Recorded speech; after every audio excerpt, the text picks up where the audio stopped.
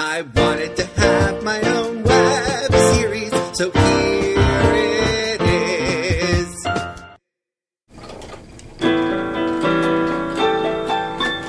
We could be closer than pals should be, without having to care to a huge degree.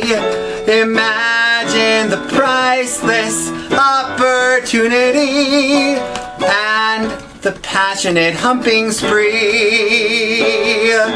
No more nights stuck waiting by the phone. We'd be happier once not alone. Think how much tension could be blown away if you'd be my fuck friend, the one I call whenever I feel the urge. I'd be your fuck friend, at your command we let all the beatles surge. We'll bang and screw like rabbits do till the cock is heard, and then be friends as if nothing occurred, just fuck friends.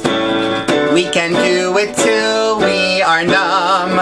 Together our parts are larger than the sum. With no more frustration we will come to say that you are my fuck friend, the one I call whenever I feel the urge. I'd be your fuck friend, at your command we let all the beaters surge.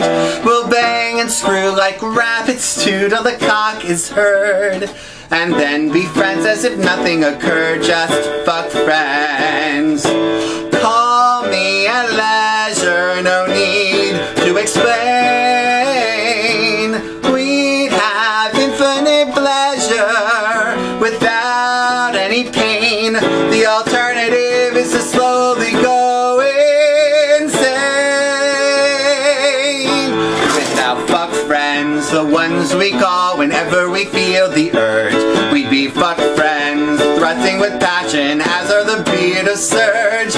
We'll bang and screw and hump like rabbits. With friendlier habits we'd have the best of luck. No lies or cheating or constant retreating, and no commitment for us. We just fuck.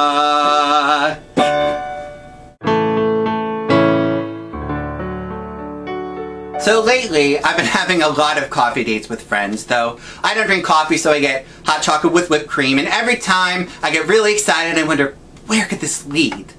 This one girl flirted with me incessantly when I was taken, so she was the first one I asked out, but she claimed to work 7 days a week and had no time to socialize, which was a not-so-subtle sign of disinterest. See, I can pick up on signs sometimes as long as they're neon. When I asked her about the constant flirting, she said, "I'm just a flirty friend. Is that a crime?" To which I replied, "No, but it should be a misdemeanor for false advertising." This other girl, upon hearing of my breakup, if you'd like to get coffee sometime and talk about it, let me know, which I thought was promising, because when a guy hears a girl's newly single and asks her out for coffee, he's probably been waiting and hoping and praying and dreaming and pining for a breakup for years, and as soon as she is available, he swoops in with major interest. Sadly, the only thing she had major interest in was her hot chocolate. Finally, this girl I hadn't seen in 5 years posted on my wall, "Sorry to hear you're single, we should totally catch up," and I saw that on her profile that she was single too, so I thought, okay. So we meet up and she offers to pay, and I'm thinking, does she expect me to put out? Okay, fine by me, but then she mentioned she's about to move in with her boyfriend. Seriously? If you're about to move in with your boyfriend, I think you can safely change your status to in a relationship. It turns out she's paying for me because she recently is getting back into acting and wanted my advice, which is fine, but I'm such a workaholic that I keep a pad and pen by the shower, though it's really hard to write on soggy paper. Anyway, the lesson here is sometimes hot chocolate with whipped cream is just hot chocolate with whipped cream.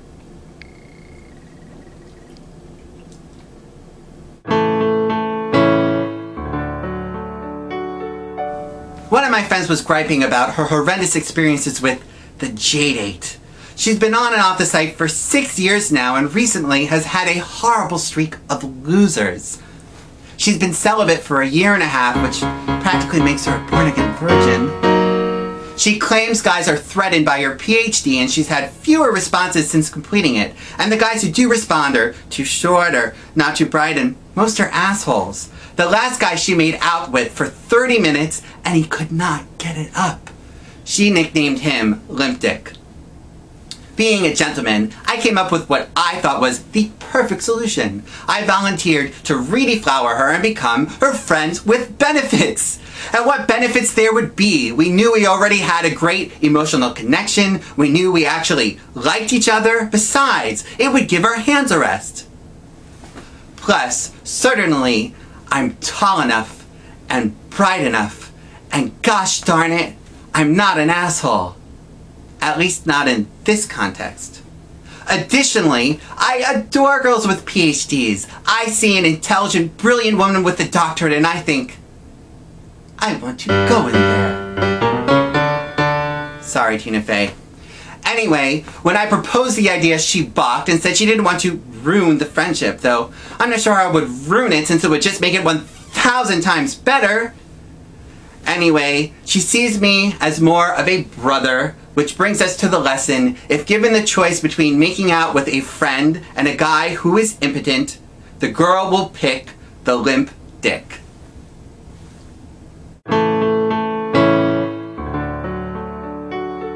So if you're all going to turn a girl into more than a friend, it needs to be ASAP before she traps you in the dreaded friend zone, because you will be stuck there forever. Sometimes the probation period is 3 months, but sometimes she decides within 3 seconds, and unfortunately, you're not going to know what happened unless you make a move and get the, "But I just like you as a friend" speech. I invited this girl I'd hung out with a few times over to my apartment to clear my DVR, and I made sure to have a wide assortment of movies ranging from Disney to Oscar winners, but I remembered she had a crush on Leonardo DiCaprio, so I specifically recorded Shutter Island to subconsciously put her in the mood. Next, I opened a bottle of wine to lower her inhibitions, and partway through the movie, I started to gently massage her, slowly at first to make sure she was into it. That is key. If she is swatting you off, that is a red flag. After a while, I managed to undo her bra without much protest, which I took as a good sign, and let's just say I shuttered her island. The lesson here is if the wine and the hunk on the screen are doing their jobs, you can't avoid the dreaded friend zone.